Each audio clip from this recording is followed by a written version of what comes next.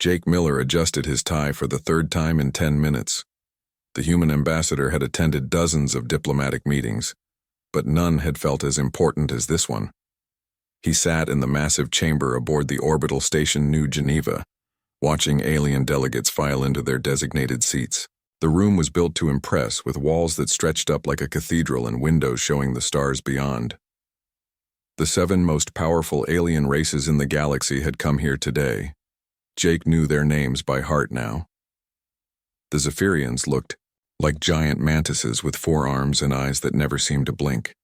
The hegemony representatives were tall crystal beings that glowed with inner light. The others were equally strange, but Jake had learned to read their expressions over the past months of talks. Captain Lisa Parker stood in the observation deck above, her hands clasped behind her back. She commanded the UES Freedom, Humanities, most advanced warship, and she did not trust the aliens, not one bit. Her crew had been on high alert since arriving at the station 3 days ago. Something about this meeting felt wrong. Dr. Paul Green sat beside other human advisors at a smaller table behind Jake. The xenobiologist had spent years studying alien behavior, and what he saw in this room made his stomach turn.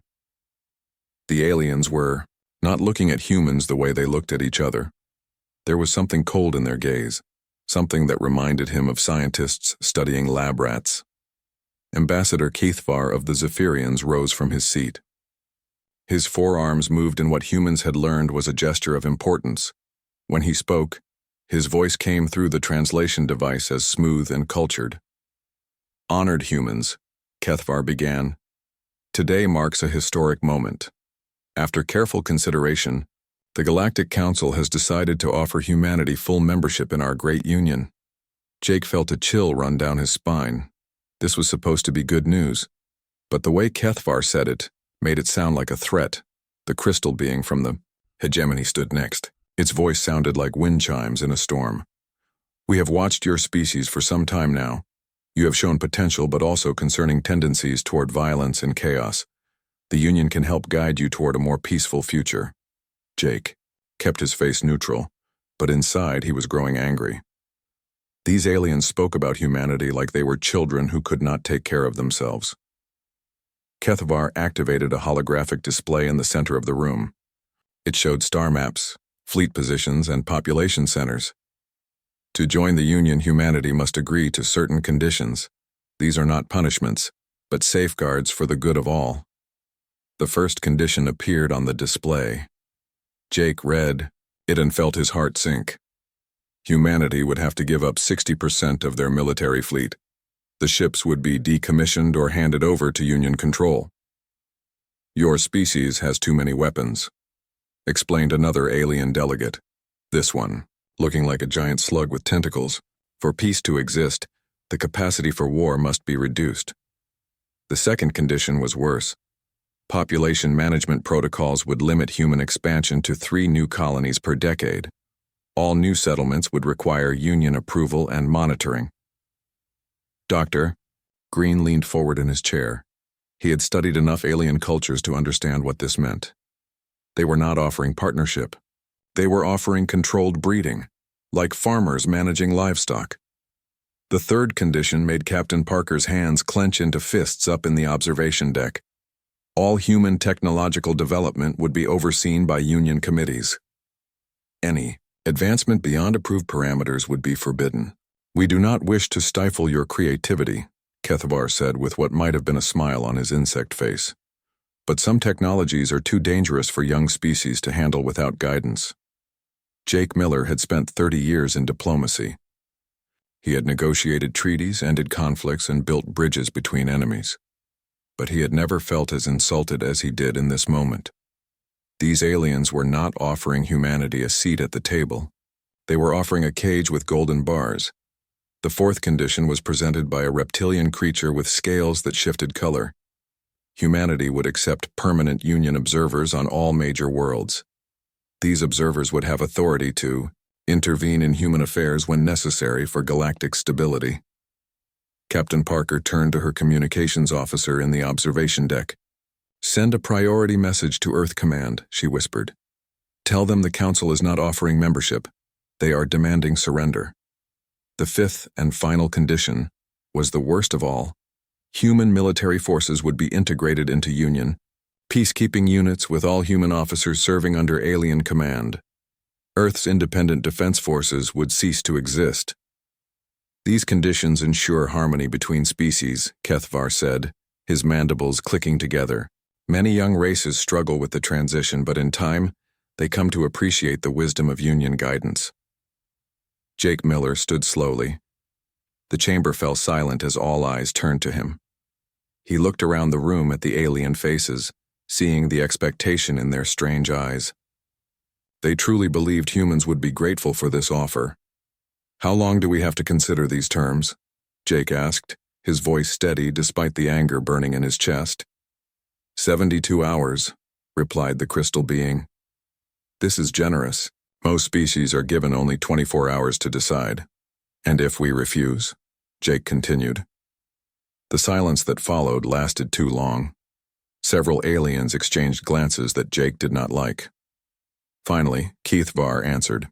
Refusal would be unfortunate.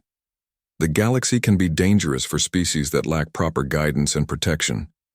Pirates, raiders, hostile forces that the Union normally keeps in check. Without our umbrella of safety, humanity might face challenges it is not prepared for. Dr. Green felt sick. It was not quite a threat, but close enough. Accept our terms or face the consequences alone. Up in the observation deck, Captain Parker was already planning. Her ship was fast and well armed, but it was one vessel against the combined fleets of 7 alien empires. Still, she would not let humanity be caged without a fight. Jake looked around the chamber one more time. These aliens saw humans as primitives who should be grateful for the chance to serve. They had probably made this same offer to other species throughout history. He wondered how many had accepted out of fear, and how many had refused. We will need time to discuss this with our government, Jake said formally. Earth will give you an answer within the 72-hour deadline. As the session ended and aliens began filing out, Jake caught something in their expressions that made his blood run cold. They were not looking at humans with respect, or even condescension. They were looking at humans the way farmers looked at cattle, calculating value and usefulness. The galaxy's greatest powers had just made humanity an offer they clearly expected could not be refused. What they did not understand was that humans had a long history of doing exactly what others expected to be impossible.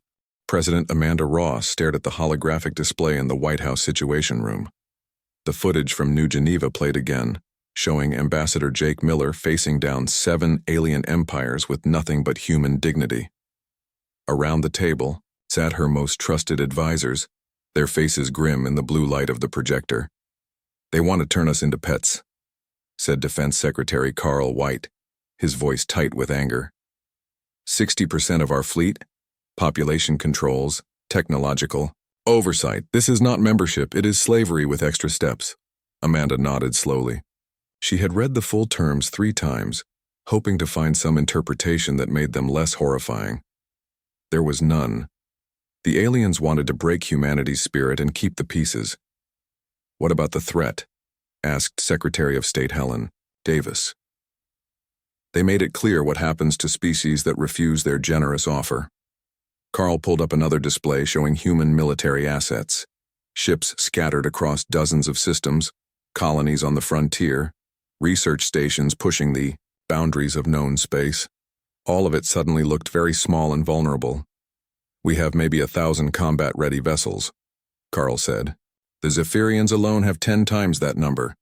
If they decide to enforce their will, we cannot stop them through conventional warfare. 3,000 light-years away, Commander Steve Hayes stood on the bridge of the research vessel Pioneer. His ship was exploring the ruins of a dead civilization on Kepler 442b, a world that had once been home to millions of intelligent beings. Now only broken cities and scattered bones remained. Dr. Emma Clark emerged from the planet's largest ruin, carrying a data crystal in her gloved hands. The archaeologist's face was pale with excitement and fear. Steve, you need to see this. The translation matrix finally cracked their written language. Back in the ship's laboratory, Emma activated the crystal. Holographic text appeared in the air, ancient words from a species that had died long before humans learned to make fire. As the translation program worked, the text became readable. "It is a historical record," Emma explained to Steve, and the other crew members gathered around the display. This species was called the Corvani. They were contacted by something called the Galactic Council approximately 1,200 years ago. Lieutenant Commander Ryan Bell, the ship's tactical officer, leaned forward. "What kind of contact?" Emma's fingers moved across the controls, bringing up the next section of text. "Listen to this. The Council offered the Corvani full membership in their union. They promised protection, guidance, and prosperity." Steve felt a cold weight settling in his stomach. "What were the terms?" The translation continued, and Emma's voice grew quieter as she read. "Military reduction by 60%. Population management protocols. Technological oversight by council committees. Permanent observers with intervention authority." The bridge fell silent. Ryan was the first to speak. "Those are the exact same terms they offered us." Emma nodded grimly, word for word, but that is not the worst part. She advanced to the next section of the record. "The Corvani refused the offer." "What happened to them?" Steve asked, though he dreaded the answer. The hologram showed images now, ancient pictures of Corvani cities burning, massive ships in orbit, weapons firing down from space. The final entries were written in desperation as the civilization collapsed around the survivors. "Pacification campaign," Emma read. "That is what the Council called it. They gave the Corvani 1 year to reconsider their decision. When the Corvani still refused, the Council decided they were a threat to galactic stability." Ryan studied the weapon damage patterns recorded in the ruins. "These energy signatures do not match any known alien technology. The Corvani fought back, developed new weapons. They fought hard," Emma continued reading. "Made the Council pay for every world. But there were too many enemies and not enough time. The last entry says they managed to hide some of their technology, hoping another species might find it someday." Steve ordered a full archaeological survey of the planet. Within hours, his teams discovered bunkers deep underground, sealed for over a millennium. Inside were weapons, ships, and most importantly, records of other species that had faced the same choice. The data was staggering. 17 different civilizations over the past 1,000 years had received identical offers from the Galactic Council. Some accepted and gradually disappeared into obscurity, their populations controlled, and their spirits broken. Others refused and were destroyed in pacification campaigns. "We are not the first," Steve reported to Earth Command, "and we will not be the last. This council has been doing this for centuries." Back on Earth, Amanda Ross read Steve's report with growing horror. The aliens had refined their system over hundreds of years, offer membership to promising species, then either break them slowly or destroy them quickly. Either way, potential rivals were eliminated. Carl White spread intelligence reports across the table. "Our deep space monitoring stations have detected unusual fleet movements. Zephyrian and Hegemony ships are repositioning to key jump points around human space." "How long before they can blockade us completely?" Amanda asked. "If they wanted to, they could cut off our major trade routes within 2 weeks," Carl replied. "But they are being subtle about it. No aggressive moves yet. They still expect us to accept their terms." Dr. Paul Green entered the Situation Room carrying a datapad full of xenobiological profiles. "I have been analyzing the behavior patterns of Council species. There is something you need to understand about their psychology." Amanda gestured for him to continue. "These aliens have been the dominant powers for so long that they cannot imagine anyone successfully refusing them. To them, there are only 2 types of species, those that submit and those that are destroyed. The concept of a third option simply does not exist in their thinking." "What third option?" Helen asked. Paul smiled grimly. "Walking away. Every species they have encountered either begged for mercy or fought hopeless last stands. No one has ever just said no, thank you, and left." Amanda considered this. "Would that even work? Just leaving?" "It would confuse them," Paul said. "They are prepared for submission or rebellion. but not for dismissal. It might buy us time to find allies or prepare defenses. A communication alert chimed through the room. Jake Miller's face appeared on the main screen, transmitted from New Geneva Station. Madam President, I have received an unusual message. Someone claiming to be a friend of humanity has sent coordinates to a dead system at the galaxy's edge. The message says, "We are not the first to walk away." Amanda felt a spark of hope for the first time since the crisis began. Can you verify the source? Negative. The transmission was routed through so many relays that tracking it is impossible. But the encryption methods are beyond anything we have seen from Council species. This came from someone else. Carl leaned forward. Could be a trap. Or it could be proof that other species have found a third option, Amanda replied. She made her decision. Jake, inform the Council that Earth needs the full 72 hours to consider their generous offer. Buy us time. As Jake's image faded, Amanda looked around the room at her advisors. Ladies and gentlemen, we have 36 hours to decide. The future of humanity. Do we kneel, do we fight, or do we find another way? The weight of the galaxy pressed down on them all, but in that moment, Amanda Ross felt something she had not expected. Not fear, but anticipation. Humanity was about to face its greatest test, and she had a feeling they were going to surprise everyone. The Galactic Council chamber fell silent as President Amanda Ross appeared on the massive holographic display. Her image was crystal clear, transmitted across thousands of light years from Earth to the New Geneva Station. Every alien delegate leaned forward in anticipation, certain they were about to witness humanity's surrender. Ambassador Jake Miller stood beside the transmission array, his face calm but his heart racing. Behind him, Captain Lisa Parker watched from the observation deck, her hand resting on her sidearm out of habit. Dr. Paul Green monitored the alien communication networks, ready to record their reactions to what was about to happen. Amanda Ross looked directly into the camera, her voice steady and clear. Honored members of the Galactic Council, humanity has carefully considered your generous offer of membership in your union. Ambassador Kethvar's mandibles twitched with satisfaction. The crystal being from the hegemony glowed brighter, its internal light pulsing with what humans had learned indicated pleasure. Around the chamber, alien delegates settled back in their seats, ready to welcome their newest servants. After extensive deliberation with our government, our military leaders, and our people, Amanda continued, humanity respectfully declines membership in the Galactic Union. The silence that followed was so complete that Jake could hear the hum of the station's life support systems. For several seconds, no alien moved or spoke. It was as if the translation devices had malfunctioned and they could not understand what they had just heard. Then chaos erupted. Kethvar shot to his feet, all four arms gesturing wildly. This is impossible. No species refuses the Council's offer. You must reconsider. The hegemony representative's crystalline form flickered between colors, cycling through what Dr. Green recognized as extreme agitation. Your species lacks the wisdom to make such decisions. The offer was not a request. Amanda Ross continued speaking over their protests. Furthermore, humanity is withdrawing from all ongoing diplomatic relations with Council species and terminating our presence in Council space. All human personnel and assets will be evacuated from Union territory within 72 hours.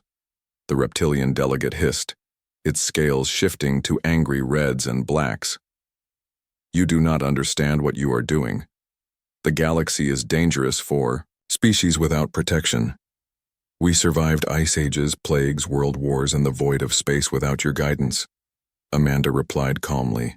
We will continue to thrive without your chains. Jake Miller stepped forward, knowing this was his moment to deliver the line that would echo through history. Humanity chooses to walk its own path.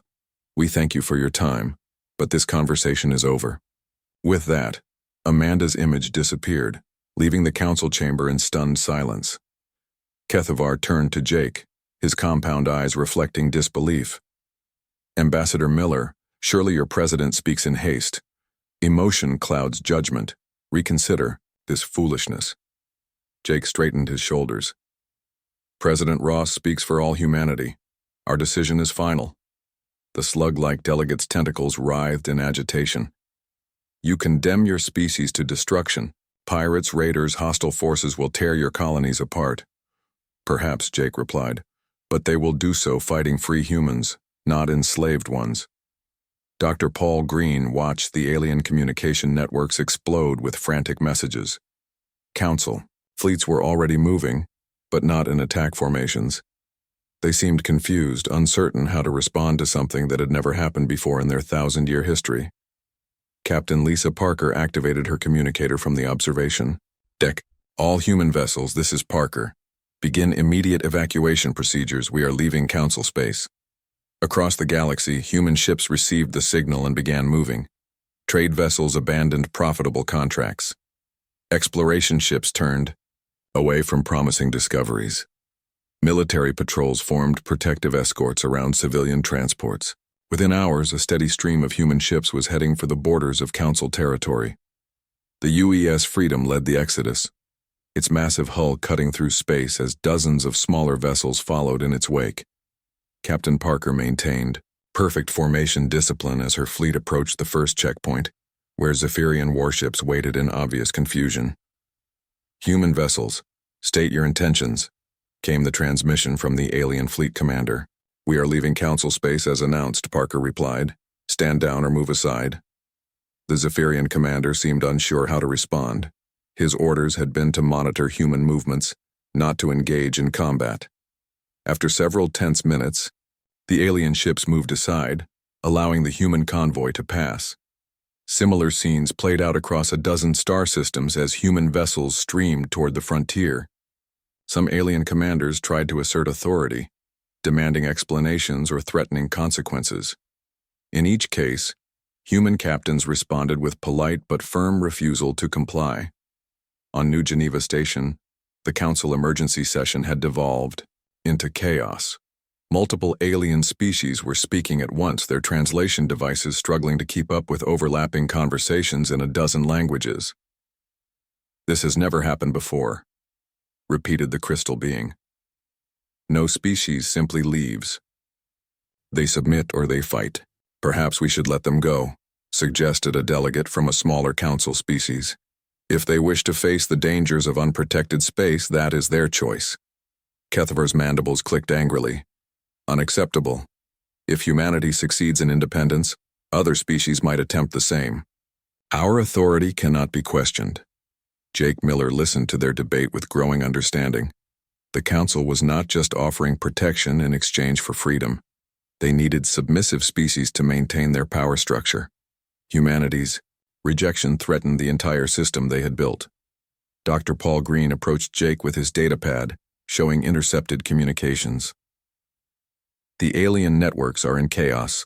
Half their military commanders are requesting orders, but the Council cannot decide what those orders should be. They are paralyzed by something they never planned for. Meanwhile, aboard the research vessel Pioneer, Commander Steve Hayes received new orders from Earth Command. Proceed to the coordinates provided by the mysterious contact. Maximum stealth. Report what you find. The Pioneer slipped away from the Kepler 442b system, while alien attention was focused on the main evacuation. Steve plotted a course for the galaxy's edge, to a dead system that did not appear on any Council star charts. Back in the Council chamber, Kethavar finally restored order. The human evacuation must be stopped. If they reach the frontier, tracking them becomes impossible. You propose military action? Asked the reptilian delegate.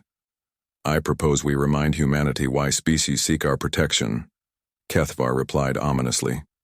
Jake Miller stood and walked toward the chamber exit. Several alien guards moved to block his path, but he continued forward without hesitation. Ambassador Miller, you cannot leave until this matter is resolved, Kethavar called out. Jake turned back with a smile that held no warmth. Ambassador, Kethavar, I am no longer a diplomat. I am simply a human being who chooses to walk away from your table. Good day. The guards parted before his steady advance, uncertain of their authority over someone who no longer recognized Council jurisdiction.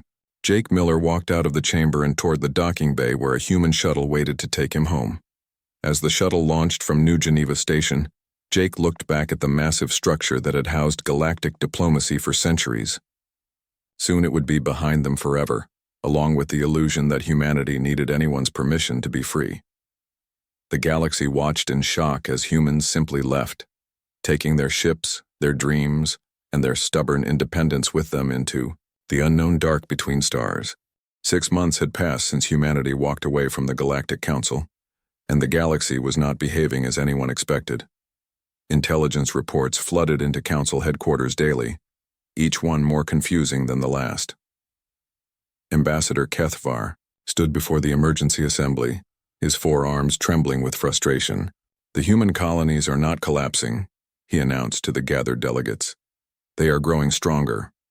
The holographic displays around the chamber showed human settlements across the frontier. New cities rose from empty planets. Trade ships moved freely between human worlds. Most disturbing of all, innovation was accelerating at rates the Council had never seen. "Without our guidance committees, they should be destroying themselves with dangerous technology," hissed the reptilian delegate. "Instead, they are advancing faster than ever." The crystal being from the hegemony flickered through worried colors. Worse, other species are asking questions. The Altarians have requested reduced council oversight. The Bendari are demanding explanations for our protection protocols. 3,000 light-years away, Commander Steve Hayes guided the research vessel Pioneer through a hidden nebula at the galaxy's edge. The coordinates provided by the mysterious contact had led them to a star system that did not exist on any council maps. What they found there changed everything. "Holy stars," whispered Dr. Emma Clark as the nebula cleared around them. Ahead lay not one world but dozens. Massive space stations orbited thriving planets. Ships moved between them in organized patterns. This was not a dead system. It was a hidden civilization. Lieutenant Commander Ryan Bell studied his sensor readings with amazement. The energy signatures are incredible. Some of these stations are generating more power than entire council worlds. A communication signal reached the Pioneer before they could react. The voice that spoke was calm and ancient, carrying the weight of centuries. "Welcome, humans of Earth. We have been waiting for you to find us. I am Elder Veltar of the Kythera. Please dock at Station Gamma 7, there is much to discuss." Steve ordered his ship forward, knowing they were about to discover something that would reshape their understanding of the galaxy. As they approached the station, he could see other ships docked there. Vessels with designs he had never seen before, sleek and powerful. The docking bay doors opened to reveal a figure waiting for them. Elder Veltar looked humanoid but taller, with silver skin and eyes that held the wisdom of ages. Behind him stood representatives of other species, all watching the humans with expressions of welcome. "You are not the first to walk away from the council's table," Veltar said as Steve and his team disembarked. "We have been waiting centuries for another species to make that choice." Dr. Emma Clark looked around at the other beings present. "How many of you are there?" 13 species in our confederation," replied a being that looked like living crystal, but not like the hegemony representatives. "We are the Kythera, the Valdris, the Marani, and 10 others. All of us faced the same offer your people received." "Ryan," Bell stepped forward. "What happened when you refused?" "What always happens," said another representative, this one resembling a cross between human and feline. "The Council declared us threats to galactic stability. Pacification campaigns followed. But unlike other species, we were prepared." Veltar gestured for them to follow him deeper into the station. The corridors were filled with technology that made human achievements look primitive. "We had learned from the ruins of those who came before. When the Council came for us, we fought differently." They entered a vast chamber where holographic displays showed the history of the Free Confederation. Images of ancient battles, desperate escapes, and finally, the discovery of this hidden refuge. "The Council believes in overwhelming force and submission," explained the feline representative. "They never learned to fight opponents who refuse to surrender or die conveniently. We made their victories so costly that they eventually declared us extinct and stopped looking. Steve watched the historical displays with growing excitement. You have been building this for how long? 800 years, Veltar answered, waiting for others to join us. Your species is the first in 3 centuries to choose the third option. Third option? Emma asked. Submission, destruction, or freedom? The crystalline being explained. Most choose submission out of fear. Others fight hopeless battles and die gloriously. Only a few choose the hardest path, walking away to build something better. Back in Council space, the situation was deteriorating rapidly. Reports came in daily of human colonies thriving without oversight. Human merchants traded freely with non-Council species, offering better deals than the regulated Council markets. Human explorers pushed into uncharted regions, making discoveries the Council claimed were impossible without their guidance. Kethvar paced before the emergency assembly, his mandibles clicking with agitation. The human example is spreading. 6 species have now requested reduced oversight. The Bendari have withdrawn from 3 protection agreements. If this continues, our authority will collapse. We must make an example, declared the slug-like delegate. Send the fleets. Show the galaxy what happens to species that reject our guidance. And if we fail? Asked a newer council member. The humans have had 6 months to prepare. They know we are coming. The reptilian delegate's scales shifted to angry red. How can primitives stand against the combined might of 7 empires? What they did not know was that humanity was no longer alone. In the hidden shipyards of the Free Confederation, human engineers worked alongside species with centuries of experience fighting Council forces. New weapons were built, combining human innovation with alien wisdom. Captain Lisa Parker stood on the bridge of a ship unlike any in human service. The UES Defiance was built using Confederation technology, faster and more powerful than anything the Council had seen. Around her, a mixed crew of humans and Confederation species prepared for what was coming. Captain Parker, came a transmission from Confederation Command. Council fleets are moving toward human space. Estimated arrival in 72 hours. Lisa smiled grimly. All human and Confederation vessels, this is Parker. Execute Plan Freedom. Across the galaxy, ships emerged from hiding places the Council never knew existed.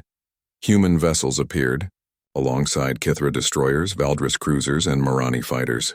For the first time in 800 years, the Free Confederation was going to war. On Earth, President Amanda Ross received the message she had been waiting for.